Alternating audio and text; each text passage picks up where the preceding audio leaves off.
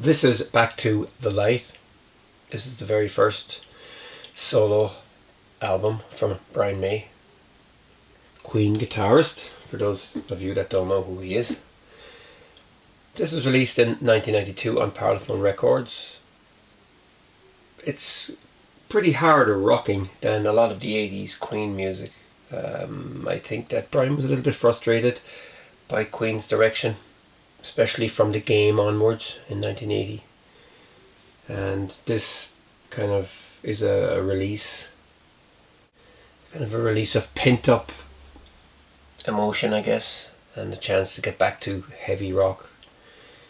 I'm just noticing here on this LP that he's actually using a Fender strap, but they've I don't know, seems to be kind of blanked out there or something. The tracks on the back here, there's 6 on each side, and this one is actually made in Italy. I bought this in Italy in 2005. I was in San Remo and I found this tiny little record shop, and I also bought Queen Live at the Bowl on triple LP there as well. So that was a pretty exciting day for me. I was out walking that night, the night before, and I saw this little record shop. You know, San Remo's full of windy little narrow streets, and I saw in the dark a Queen album in the window, and I'm kind of going so I ran back to the hotel. I couldn't sleep that night because I had to have it. So yeah, so this album, like I said, was quite popular at the time. It's got Too Much Love Will Kill You on it, which was also re-released in 1995 on Made in Heaven, Queen's final album. Driven by You, you might know that from the 1991 Ford automobile advert. This album was recorded at Allerton Hill, except where stated, mixed at Metropolis Studios, except where stated.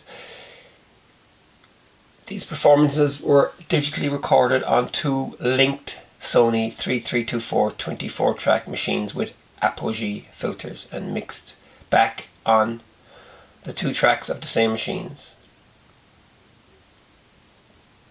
The album was then digitally compiled at West Heath Studios by Ian Sylvester.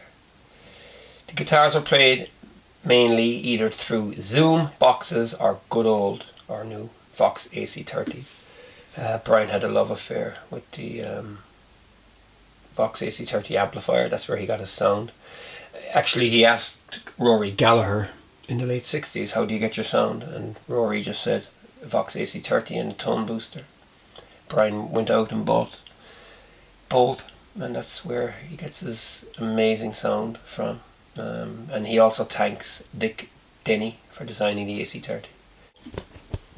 Anyway, the lyrics are here.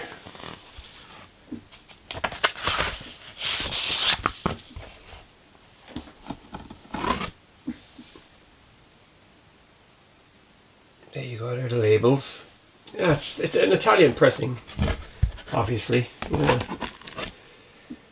And it's got this little badge they stamp on them as well, which is a bit strange. Yeah, you always find that in imports. Licensing for Italy or something like that. This is the compact disc edition from back then. I also bought this in Italy, I think. I can't remember. Well, maybe it was the year after.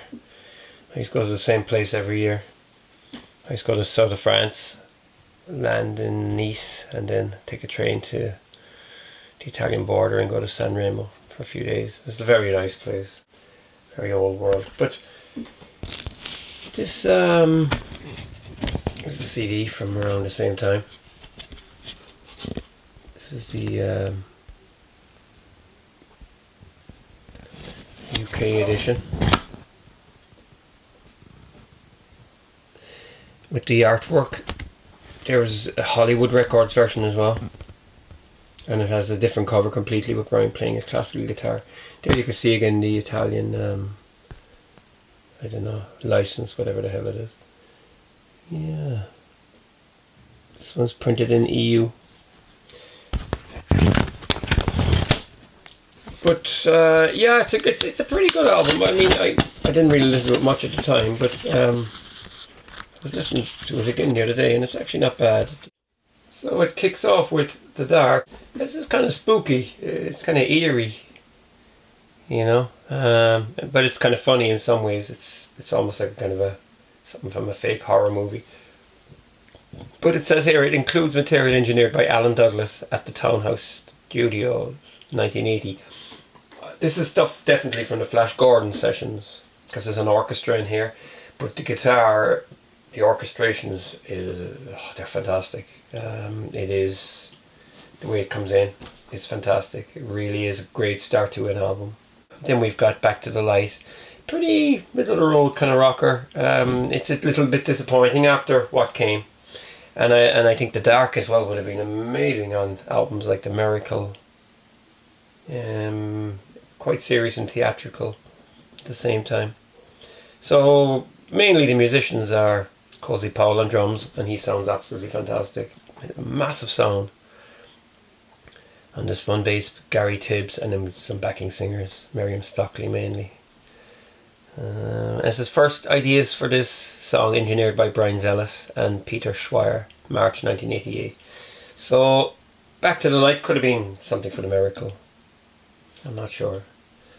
Then we move on to Love Token, and that's just got Cozy Powell, Neil Murray, and Mike Moran on piano. Resurrection is next, and that's again a big rocker.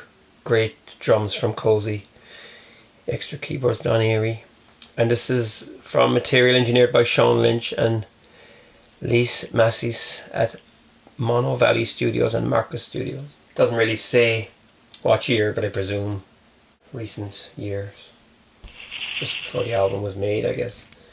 Driven by You, this you'll all know that from the Ford ad. This is recorded and mixed with David Richards, co-producing at Mountain Studios, Montreux, Switzerland, 1991. That's around the time of Made in Heaven sessions. Then there's a really good song here. I like Nothing But Blue. I really like that. I like the kind of minor chords and stuff like that. Again, drums by Cozy, bass John Deacon on this one, and Don Airy keyboards, and again Mono Valley and Marcus Studios. On Nothing But Blue, in the credits he thanks Joe Satriani for giving him a guitar, and he used it on that, so I presume it's an Ibanez. Then we have I'm Scared, Justin's Mix, 92. That's a kind of a weak track on the album, I think.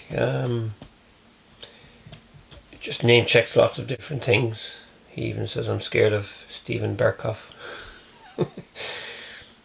Then we have Last Horizon, keyboards Mike Moran, and this is material recorded with David Richards at Tsar Studios. I like that track. It's instrumental. It's nice. It's kind of more light-hearted. Let Your Heart Rule Your Head. That seems like an update of 39. It's an acoustic style track. Here we've got bass Gary Tibbs and drums by Jeff Dugmore, and this was based on stuff recorded in 1988 again at SARM. Then you have Just One Life, and that's kind of a slow song. It's nothing spectacular, but it's dedicated to Philip Sayer.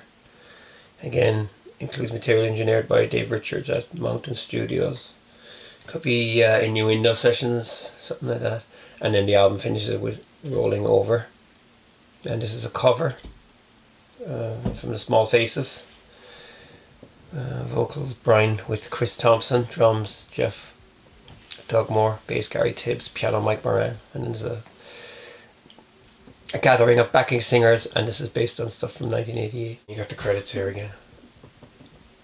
So the album is dedicated to Harold May, Alfred Dobson, and Freddie Mercury. And to all those loved ones we have lost too soon. So last June, Back to the Light was reissued under the banner of the Brian May Gold series. It was a deluxe edition. which is right here. There was also a super deluxe edition, the vinyl and the CDs inside in the box. But this one, I think again, does it for me. This is the picture used on the cover of the Hollywood edition of the album from 92 or 93, whenever it was released in the States. With this one you get an extra disc, Out of the Light. And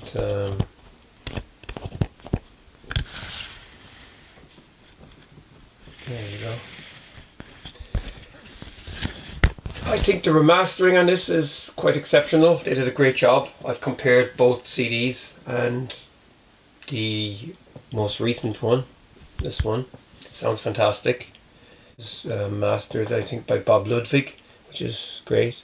But the extras, not a lot here to get your teeth into. We've got Nothing But Blue guitar version, Too Much Love Will Kill You guitar version.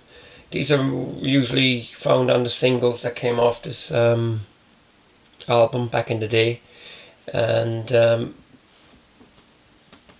think Back to the Light had, over its 2 CD singles back in the 90s, you had CD1, CD2.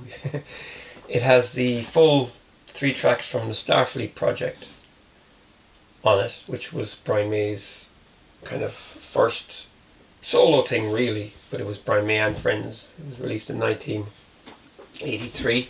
It actually did come out in CD back then, but it was pulled quite quickly.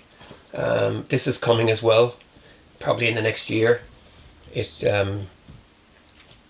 features the late Eddie Van Halen, and there might be some extra material on that one because it was quite short. It's only around 20 minutes, I think, 22 minutes, something like that. It's a mini LP, but it would be nice to get that remastered and whatever. He's also going to do Another World. I think that'll be next, so I'd say that's in the pipeline pretty soon. Just One Life guitar version, Driven by You 2, Driven by You Ford Ad version. Then we have live tracks here, Tie Your Mother Down. That one is from LA and features Slash.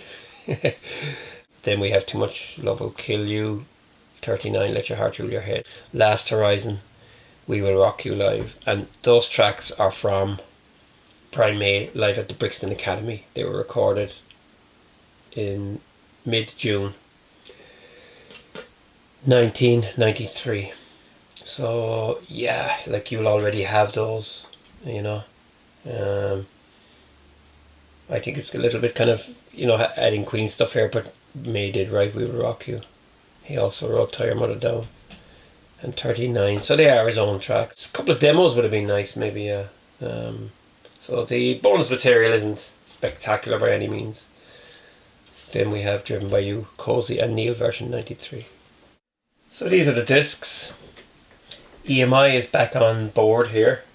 Nice to see it. I like the old EMI logo. My favourite one is the round one with the EMI written down the side like the record label. That's a cool label. There you go. Like I said, they've done a fantastic job with the remastering. It sounds very, very good. I was very happy with it, you know. I mean, a lot of albums these days are remastered and brick-walled and destroyed, but this sounds quite good. So yeah, that's Brian May, Back to the Light. Thanks for watching. Feel free to subscribe and take care.